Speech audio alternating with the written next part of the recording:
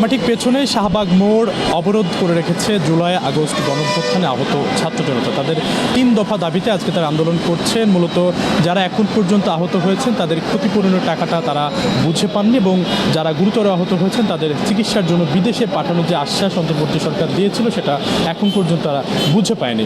বিশেষ করে আজকের এই দাবিতে যখন এখানে রাজপথ অবরোধ করে তখন পুলিশের কয়েকজন ঊর্ধ্বতন কর্মকর্তারা এসেছিলেন, তাদের সাথে কথা বলেছেন। তারা বলেছেন যে যতক্ষণ পর্যন্ত তাদের এই 3 দফা পূর্ণ না হবে ততক্ষণ পর্যন্ত শাহবাগ এই মোড়টা তারা ছাড়বে না। জুলাই অভ্যুত্থানে কয়েকজন আহতদের সাথে আমরা কথা বলি। তারা যেমনটি জানিয়েছেন যে এ পর্যন্ত সরকারের পক্ষ থেকে জুলাই আগস্ট গণঅভ্যুত্থানে যারা আহত হয়েছেন তাদের 3টি ক্যাটাগরিতে ভাগ করা হয়েছে। তার মধ্যে 2টি ক্যাটাগরিতে তাদের ভাতা দেওয়া হবে এবং একটি ক্যাটাগরিকে তাদের একটা ক্যাটাগরির আহতদের ভাতা দেওয়া হবে না। সরকারের সিদ্ধান্ত অনুযায়ী জুলাই অভ্যুত্থানে নিহতরা জুলাই শহীদ নামে অভিহিত হবেন, আহতরা অভিহিত হবেন জুলাই যোদ্ধা নামে। প্রতিটি শহীদ পরিবার এককালীন পাবে 30 লাখ টাকার আর্থিক সহায়তা। এর মধ্যে 24-25 অর্থ বছরে জাতীয় সঞ্চয়পত্রের মাধ্যমে 10 লাখ টাকা এবং 25-26 অর্থ বছরে জাতীয় সঞ্চয়পত্রের মাধ্যমে 20 লাখ টাকা সহায়তা দেওয়া হবে। পাশাপাশি প্রত্যেক শহীদ পরিবারকে মাসে 20,000 টাকা ভাতা দেওয়া হবে বলে ঘোষণা করেছে অন্তর্বর্তীকালীন সরকার। শহীদ পরিবারের কর্মক্ষম সদস্যরা সরকারি ও আধা সরকারি চাকরিতে পাবেন অগ্রাধিকার। জুলাই যোদ্ধারা 2টি মানদণ্ডে চিকিৎসা পাবেন। গুরুতর আহতদের ক্যাটাগরি এ অনুযায়ী এককালীন 5 লাখ টাকা দেওয়া হবে। এর মধ্যে 24-25 অর্থ বছরে নগদ ব্যাংক চেকের মাধ্যমে দেওয়া হবে 2 লাখ টাকা, 3 লাখ টাকা দেওয়া হবে 25-26 অর্থ বছরে। গুরুতর আহতরা মাসে 20,000 টাকা ভাতাও পাবেন। বিভিন্ন সরকারি হাসপাতালে আজীবন চিকিৎসা সেবাও পাবেন।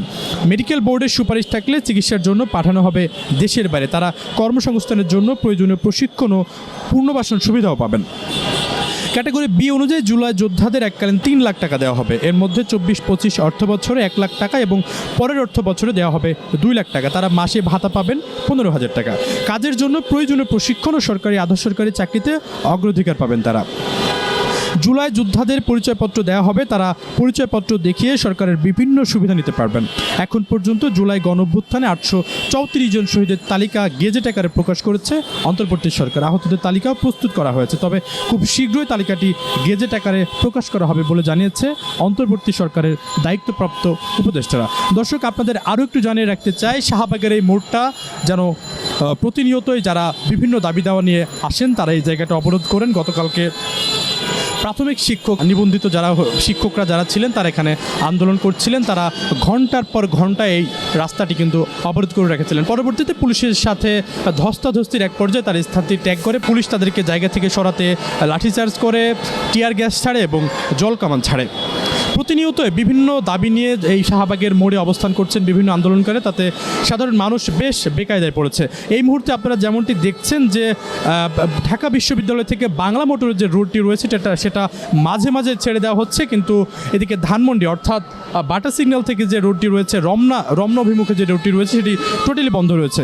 দীর্ঘ সময় প্রায় 3 থেকে 4 ঘন্টা এই রুটটি একদম টোটালি বন্ধ, যে কারণে এখানে কিন্তু যান চলাচল টোটালি বন্ধ আছে। পুলিশের পক্ষ থেকে বারবার করে বলা হয়েছে রাস্তা ছেড়ে দিতে, কিন্তু তারা কিন্তু রাস্তা ছেড়ে দিতে রাজি হননি এবং পুলিশের পক্ষ থেকে কোনো অ্যাকশনও যেতে পারছেন না, কারণ যারা এখানে এসেছেন তারা সবাই প্রায় আহত।